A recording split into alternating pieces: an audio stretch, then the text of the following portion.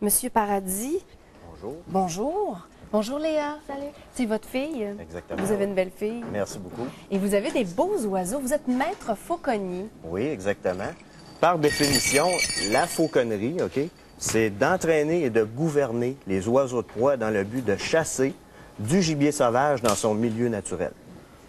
OK, mais je pense que ça a d'autres... Ça déborde plus large que la chasse, votre métier, parce que sinon, vous ne pourriez peut-être pas vivre juste de ça. Bien, on vit pas de ça exactement, là. Donc, en fait, oui, les gens sont peut-être habitués de voir des spectacles d'oiseaux dans les jardins zoologiques ou encore dans les aéroports où on fait de l'effarouchement en utilisant des oiseaux de proie comme ça pour sécuriser, au niveau du péril aviaire, pour sécuriser les avions.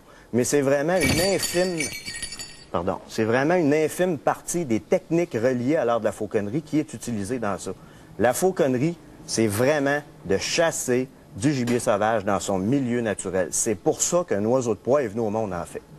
Donc, comment s'appellent vos oiseaux?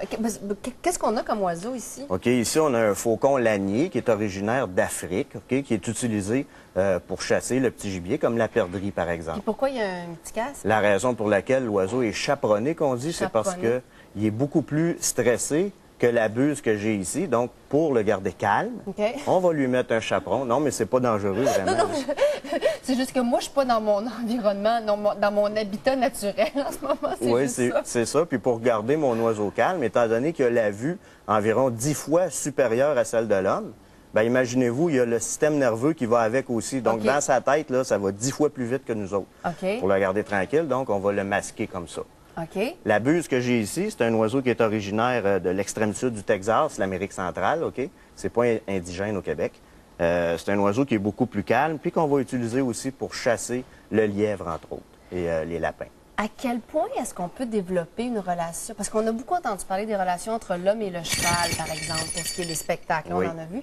À quel point est-ce que vous pouvez développer une relation vraiment avec un faucon, avec un oiseau comme ça? En fait, il n'y a pas de lien affectif qui se crée, mais alors là, pas du tout, OK? Le seul contrôle qu'on a réellement sur cet oiseau-là, c'est par la motivation de faire ce qui fait déjà l'état sauvage, et puis aussi par la nourriture. Donc, c'est le seul contrôle réel que j'ai. Donc, c'est un lien avec une personne, avec un fauconnier qui est très, très fragile.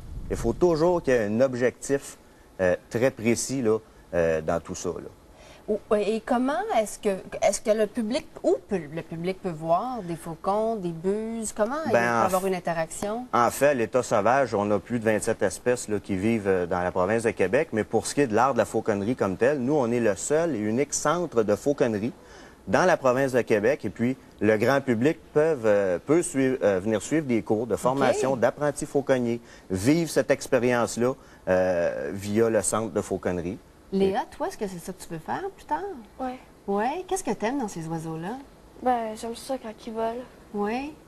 Tu trouves ça beau? Oui. Puis le fait que c'est pour la chasse, toi, ça te Non, ça me dérange pas.